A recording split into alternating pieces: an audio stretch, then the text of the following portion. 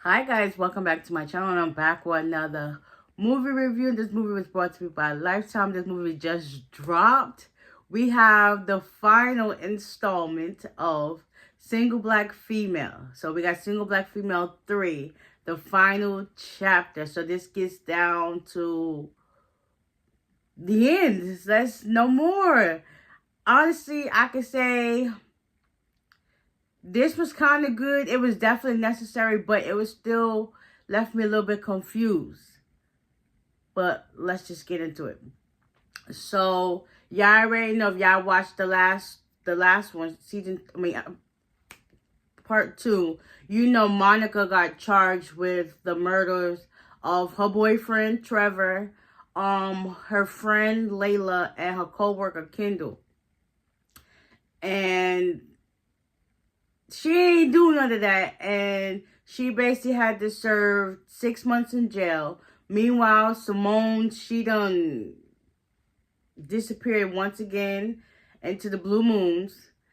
So with the help of BB and her lawyer and all this evidence and the DNA, she was released, and all the charges was dropped. As she was leaving the courtroom, some woman named Ebony was screaming like, Monica, you're gonna pay for what you did to my brother. So Trevor's sister is trying to get justice for her brother. So meanwhile, Simone, she's on the phone talking. She's now rekindling her relationship with her estranged daughter Joy. She asks us, well, Joy's talking to her how she's trying to adjust because she's just a weird girl moving from Virginia to Houston, go to state college there, and she's her mom overhears her on the phone talking. Two girls come in. One of them is Tia, the other one is Siobhan. I guess she has classes with them, or they all in the same dorm together. So Tia asks her to come out with them to hang whatever, because Siobhan, she's a influencer, so she basically live streams her whole day or whatever. She's trying to get content, and you could tell Siobhan don't want to be around Joy, but Tia is cool with her. So Tia was like, I'll wait for you outside, and Siobhan was like, really, I guess. And then she closes the door. So then Joy lets her mom know that I gotta go by, but her mother also told her, like, listen, be careful of that girl Siobhan. So now after that, Simone, she calls Sister Margaret, and she lets her know that she wants to come back to Houston so she could spend time with her daughter and rekindle her relationship. But that Sister Margaret's like, nah, I don't think that's a good idea. So Simone is in this convent somewhere in Mexico. So she ended up coming back to Houston. Meanwhile, Monica is trying to recalibrate her life. She gets a call from her old boss, because right now she's living in Washington. So her boss wants her to come back to the radio show to do some more tea time with Monica. And she's like, I'll think about it. So her home is back in Houston. So BB was like, call Nathan to see what's up and whatever. She's like, I'll think about it. So she ends up calling him, and they talk. It was like, yeah, maybe I'll think about it. Just give me a few days. Later on that night, her and BB goes out to the club. One of the bartenders was like, I recognize you. I commend you for trying to right the wrongs and stuff like that. Get stuff back on track. And she was like, yeah, I really appreciate that. So they have a good time. At this point, BB's trying to set her up with a new man. She's just not into it, because I guess Trevor was everything, and it's sad his life was cut tragic like that. But still, after a while, she was like, listen, I got to go back. So they decided to move back to Houston a month later. By this time, Simone done realized that, okay, I got to go check on my daughter. At the same time, Ebony, which is Trevor's sister, she's trying to get vengeance for her brother's murder. So she's back in town working the case. Next, you know, a couple of murders done happen. So at this point, Siobhan, the next day, she ends up live streaming, and Joyce, I guess, just comes to go hang out.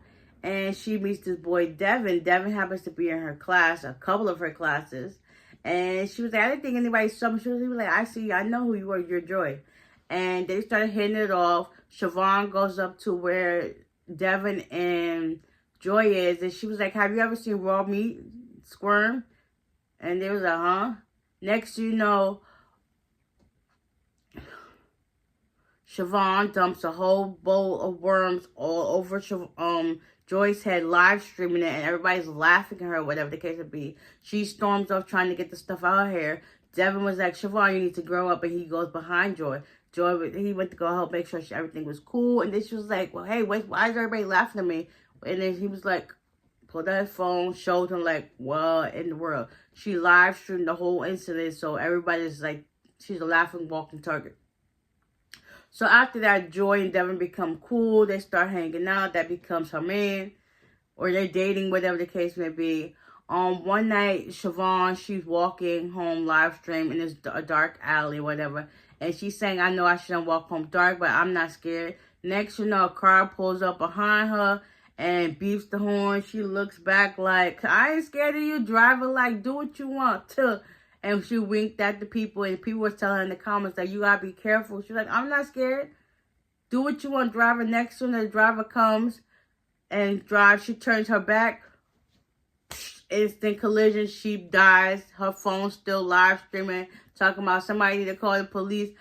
I think the person that behind that killing Siobhan was Simone. She's the only person that knew how Siobhan acted, and she witnessed it or heard it through Joy's phone. So, meanwhile, the next day, Joy, she's kind of sad that, even though how mean she was to her, she's kind of sad that that happened to her. Devin and her are getting a little bit close, and she was like, I heard your favorite movie is comedy. He was like, no, I like true crime documentaries. So now he's like, okay, he wants to know about her birth mom. She was like, it's all right, it's cool, but, you know, we're not going to talk about that. So they're starting to build their relationship a lot better. Simone's in town. She goes to the convent at the Houston place. And next, you know, Sister Margaret is murdered. Well, before she's murdered, Ebony's keeping tabs on that. Sister Margaret goes to visit Monica at her house because she's back to Houston. She's like, listen, I'm trying to repent for my sins. I'm sorry for helping Simone with her situation. She was like, it's all right, it's whatever. You late, like, ain't you supposed to be a person of Christ? Like, what the heck? Get out of my house. So she leaves. Ebony's still outside taking pictures or whatever the case would be. Next, you know, Sister Margaret turns up dead. Meanwhile, BB was offering situations to help Monica out. She ended up saying one of her people that works where she do her hair at, she has a nephew, so she ends up getting in contact with Walter. Walter's supposed to be like this old man, but comes find he's some fine young man, and BB was like, I want you to just charge me how much you pay everybody else. He was like $2.50 an hour, because at first he was like, how about you just buy me lunch? I'll do it for free. And she was like, nah, just pay me how much you pay everybody else. She was like $2.50 an hour. She was like, $2.50 an hour. Do you like pizza? I already knew she was gonna rescind that offer. Like, girl, you should have just took that man for his offer. Like, she kind of stuck on the fact that his name was Walter, and he also wanted her to call him Walt. And she was like, I'm good. So eventually they start getting it on. That had become her bae. They working on the stuff together. Yeah, Sister Margaret is dead. Devin goes to, Joy went to go see Devin about something, and she's in his room. She knocked on the door, nobody answers. She goes there, she sees her name on his desk. She opened up, he got her file and everything, so she ended up taking it and leaving. Meanwhile, she wanted to talk to Devin so they could see where stuff lands. Her mother was just like, you know, see how he feels, tell him what happened and why you feel that way. So next, you know, Simone invites him to the cottage. So Joy and Devin have a date. She cooked all this food or whatever the case would be. But then you see her walk through the door, and then you see somebody put something in a drink. The only person that really knew about Devin was Simone, her mother. So yeah. So he gets in, they start talking. He does a tour of the house. He's like really hungry. He starts drinking. Next you know, he's coughing, passes out, whatever the case may be, and yeah. And you see, all you hear is Joy saying, Devin, Devin, Devin. She didn't even get up out of her seat until after he collapsed to the floor. Like, girl, what the heck? So now Ebony's starting to put two and two together. She's trying to get all this information out. Simone, she realized that Sister Margaret is the connection between both Monica and Simone. She finds out information on that. She also finds out information that Simone has a daughter. She goes to the school to get the information to her. She ends up calling Joy's old foster parent siblings, and they tell her how she was acting and whatnot. So it's like, okay, but two and two together. Now, Simone goes to go pay Joy a visit. After that, Joy goes to the convent to see her mom. She basically lets her know that Monica might be behind her trying to come after her, because Monica's brakes end up getting cut when she went to go do shopping, whatever the case may be. So that was like, okay, it's starting to make sense. So, long story short, I believe the people responsible, Joy ended up killing. I don't know if she drugged Devin because she found out he had information on her, or Ebony. But Ebony didn't know nothing about Devin, so I'm thinking Joy did that herself. Monica's house, Monica and BB's house ended up getting burnt up. Just so happens Ebony, I think, did that because she wants revenge for her brother. Simone comes in the nick of time talking about she want to make amends and she want her to leave her daughter alone. First of all, Monica didn't know nothing about her daughter. So BB the one who told her about that. So now Monica don't have nowhere to live. So she's at the hotel with Simone. In comes BB and her boyfriend Walt, and they like, listen, put two and two together. So now both Monica and Simone have to come to agreement to work together so that they can stop Ebony.